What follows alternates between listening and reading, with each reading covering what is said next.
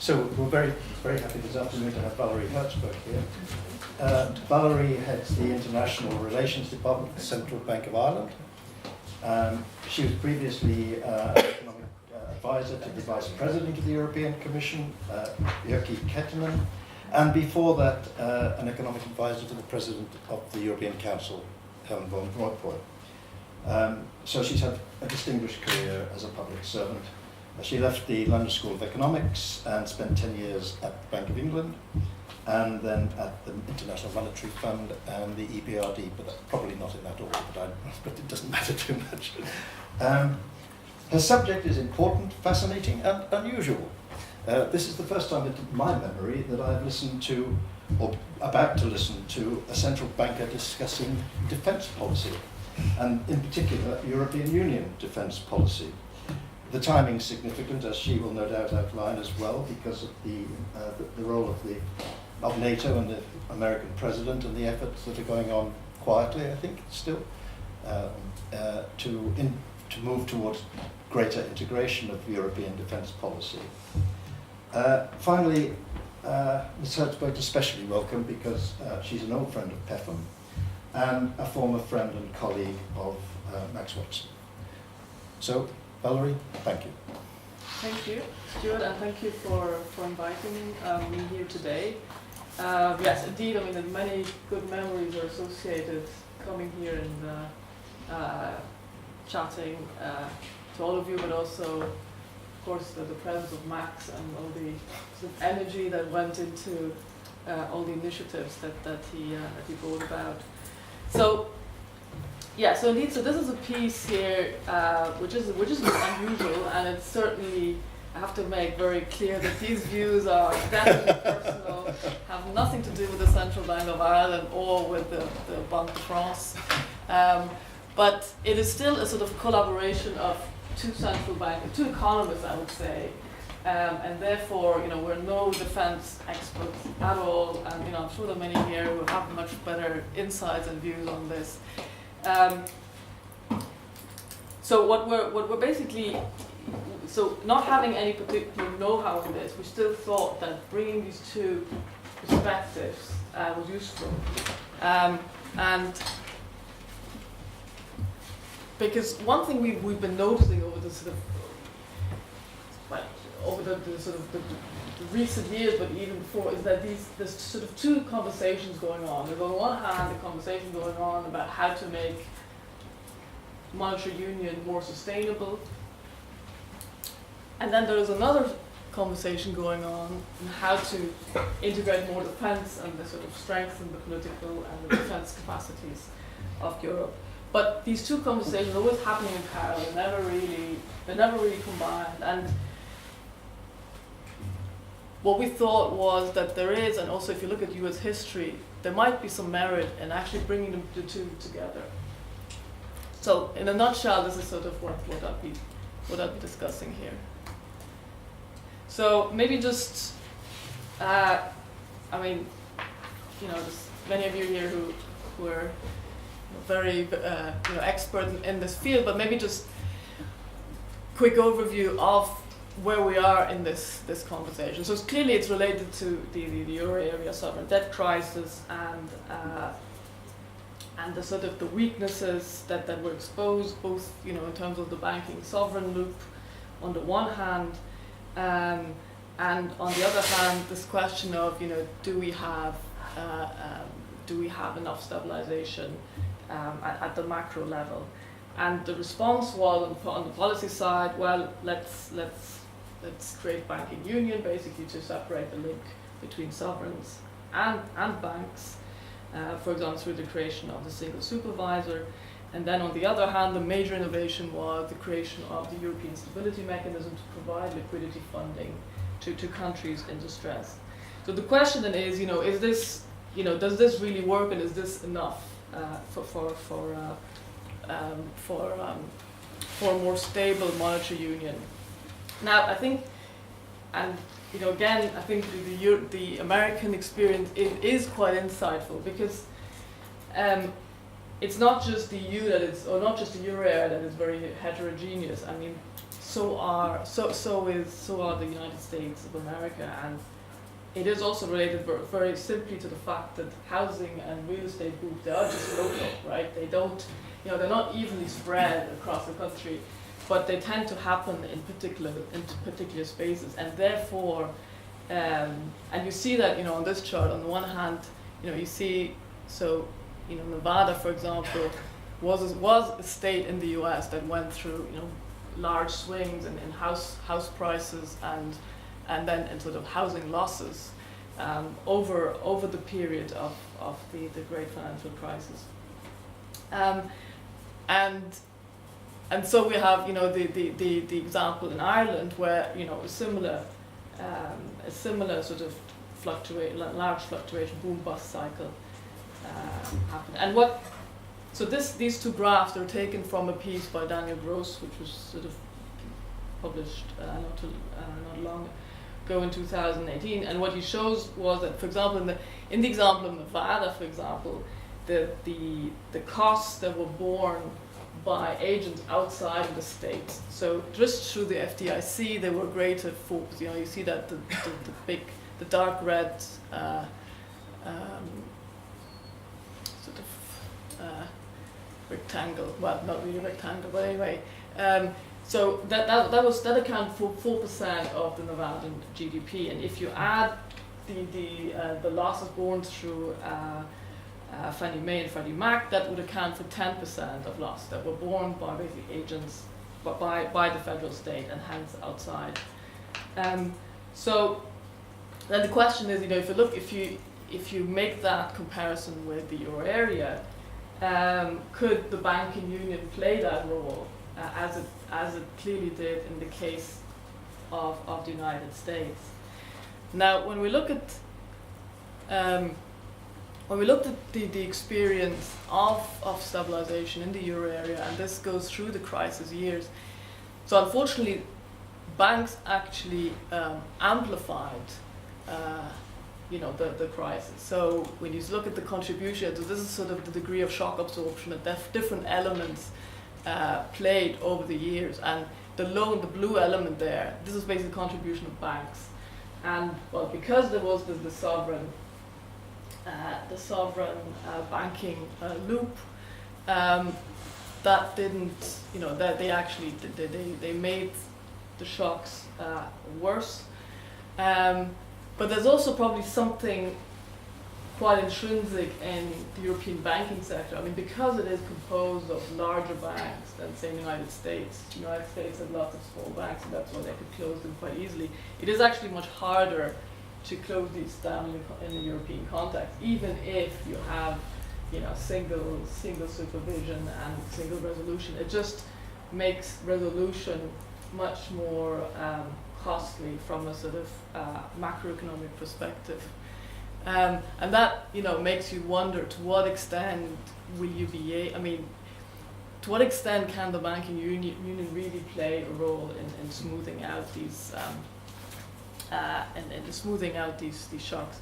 Now, the other element you see there, and also I guess the other point to make is that, banks, not only are they bigger, but they're also more important in terms of financing of the economy than in the United States. So, it matters more when they go down than in the US. So that, again, makes the system more and more sensitive. Now, the other element that was introduced was the European Stability Mechanism. And here, you see this sort of the green bar. So indeed, they did help reduce the shocks after the introduction. The problem, though, was that, or the problem is that it is a mechanism that comes in quite late in the context of an economic crisis. So, you're already at a point where the crisis is materializing. Your unemployment has gone up. You probably have delayed the whole adjustment, and you're in a period of sort of a deep recession, which you're probably cut off from the market. So it's not a tool that allows you to smooth fluctuation at an early stage of a recession. So, and that will, this is unlikely really to change, because the whole the whole rationale for the ESM is that that you've exploited all your national tools before you go to a sort of European system, which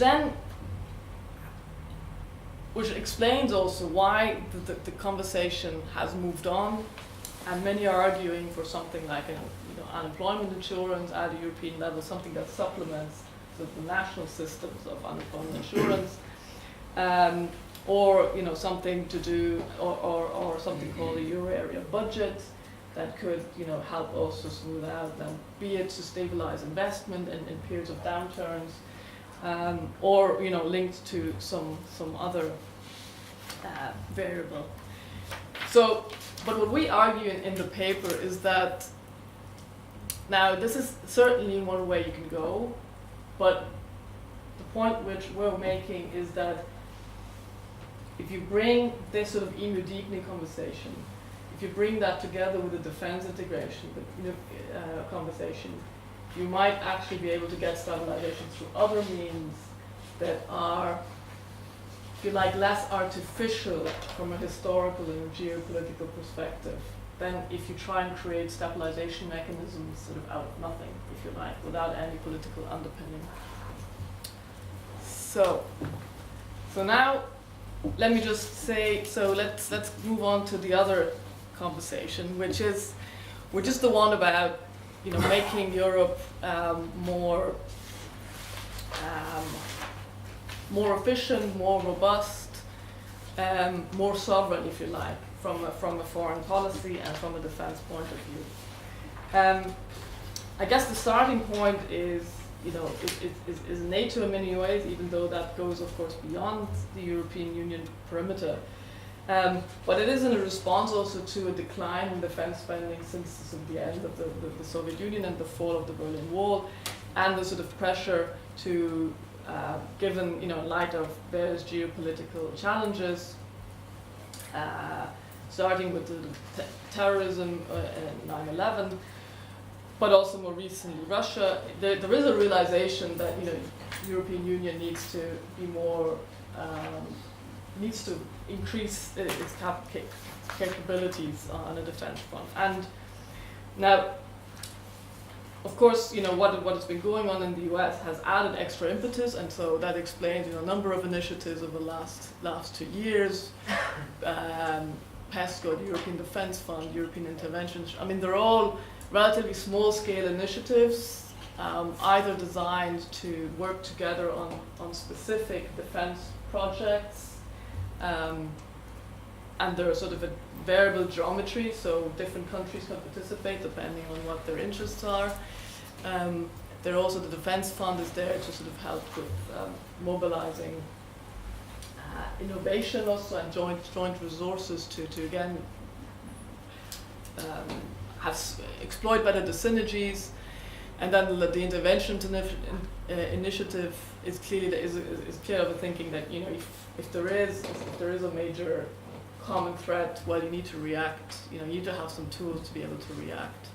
And interestingly, so France, Germany clearly play an important role in all this, but also the neutral countries have been increasingly associating themselves to some of these initiatives. So, for example, to PESCO, I mean, countries like Ireland and Austria are in there, in some of them, which is interesting in itself.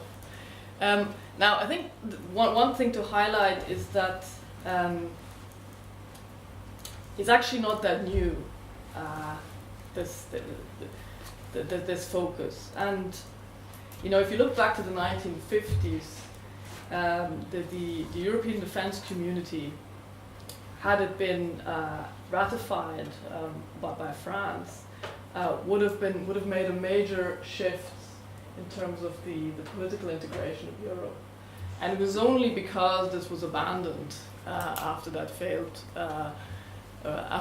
ratification that the focus was on economic integration. The view was, well, politically we are unable to really move further in that direction, and so we're going to give this up. We're going to move. We're going to continue on the economic side, and then eventually, the political side will, they will come around eventually when it's right. But I think it'd be interesting to do this thought experiment, how would European integration have evolved if that had been successful? I think it could have, if you think also in terms of how Europe is being, the sort of internal debates in countries about Europe, they probably would be handled in a different manner today if integration had evolved in that form. And France was this de Gaulle or earlier?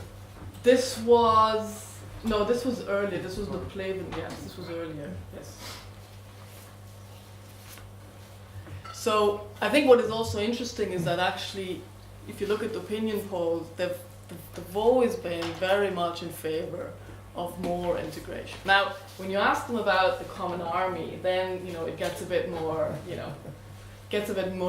But when you if you're for against common defense security policy, great, and this is actually told across sort of, I would say, all countries bar one, one or two, but especially one. Maybe the one thing, actually, what is actually interesting is that the against has actually been increasing recently as well. But I would say it is something that was always where in public opinion there isn't that much sort of controversy. So how can we bring these, and how and why do we want to bring these two conversations together? So as I said before, so a lot draws on the experience of the US. I think so. There's the four elements to it. One is that there are of course the sort of efficiency gains, right? It's a public good. There are efficiency gains, and if you exploited those, you would just have much more. You would have much more to spend also sort of in bad times. Then there's also the question that these public goods themselves are sort of stabilizing, and I'll go through that a bit more. And then, there's of course the link between defense and innovation. I mean, in the US, a lot of the many technological advances have been related to the defense sector and to, DARPA in particular. For example, the internet wouldn't really be here in that form if it hadn't been for the amount of money that had been put into it by the US defense. And lastly, I'd say a few words about the international role of the euro, because clearly if that role was bigger, then European defense policy probably would be more impactful, and we do see that now quite vividly. So security and defense. So what is interesting if you go back in time? So going back in time, and also if you think about first principles. Public goods really always at the start of a sort of political entity and of state building and sort of at the heart of public finance, right? And it's only the third function. It's only the third item that stabilization comes in. So if you think about what's the role of the public of the government, it's to address market failures. And provide public goods. Second, to redistribute income when in line with sort of public preferences. And it's only the third objective is stabilization.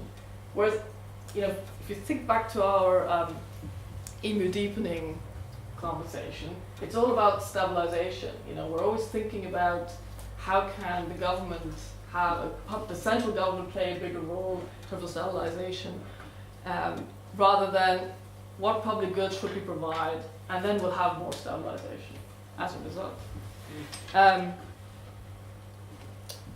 And if you go back to the beginning of US monetary history, clearly the war and foreign policy and defense, was played a huge. Basically the government, that was its only role, right? It was to fight wars.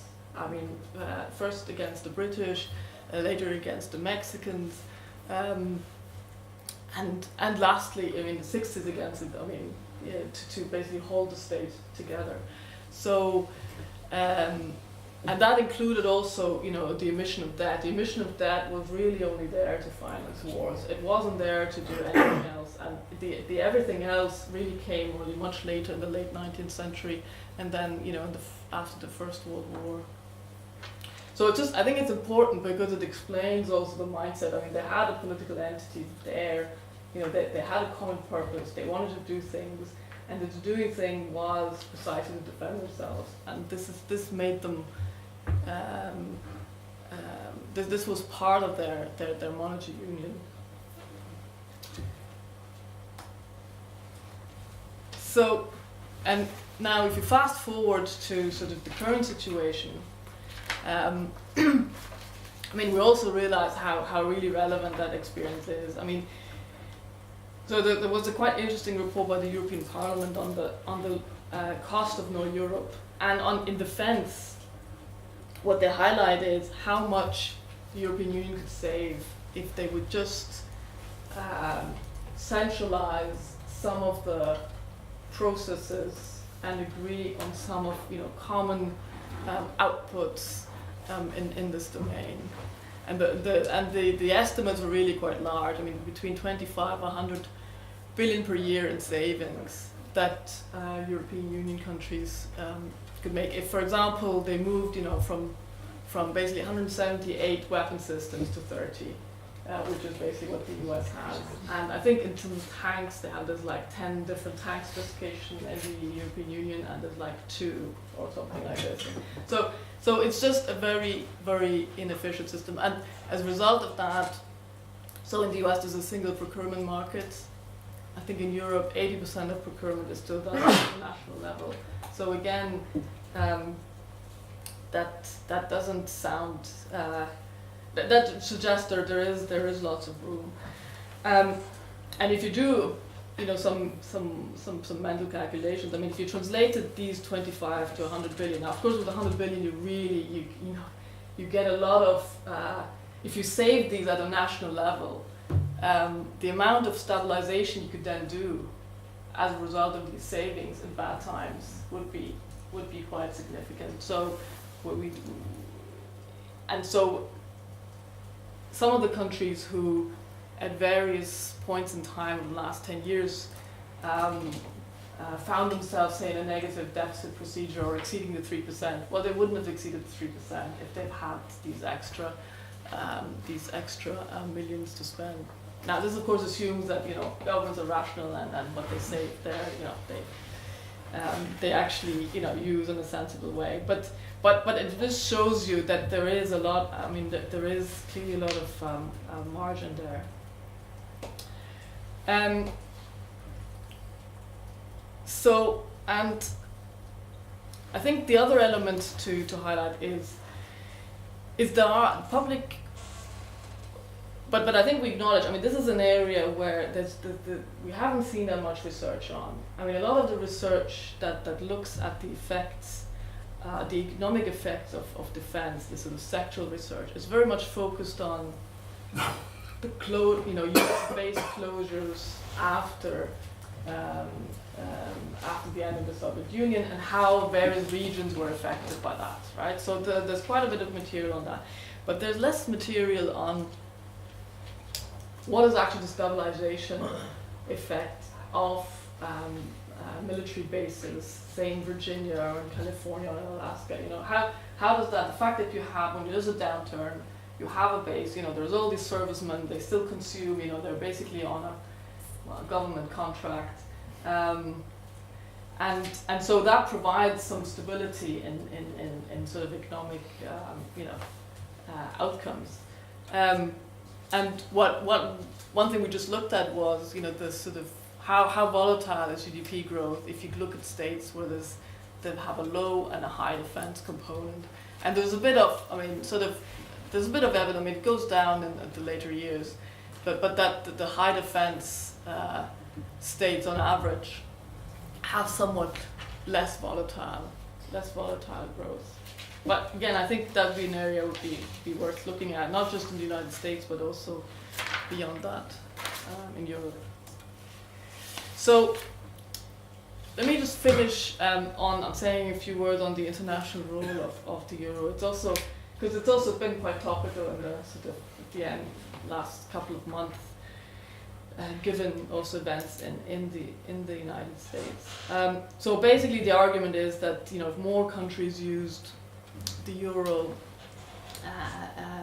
then foreign policy would be more effective, and there would be less, the threat of being cut off from US dollar funding and liquidity would just be less of a worry, right?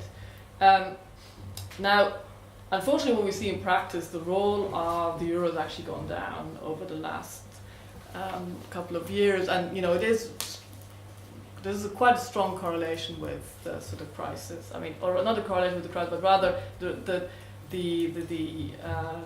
euro area debt crisis played a big role in making the euro, less attractive for a number of reasons.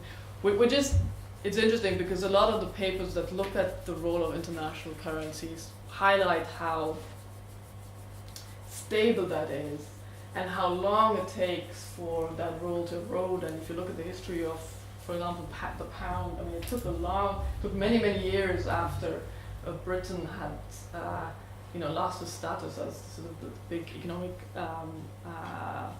powerhouse for sterling to also become a sort of insignificant in international finance.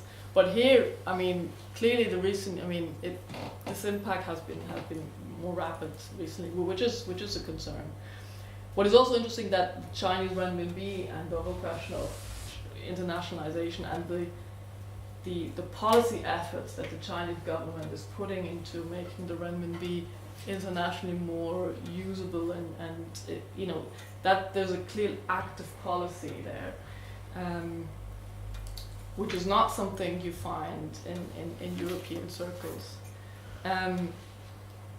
Now, what you also, some recent work that came out last week showed that defense alliances, and here you see the sort of two-way role between currency and defense and foreign policy.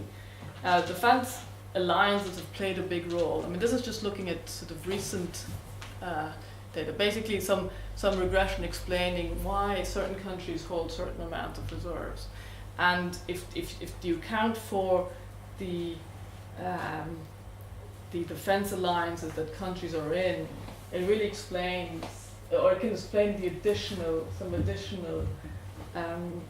additional proportion, let's say, of why certain currencies are used rather than others. So, for example, that Saudi Arabia has all of their reserves in dollars, whereas in comparison, say, to Russia, so they're both oil producers, but one has all their reserves in dollars and the other one hasn't.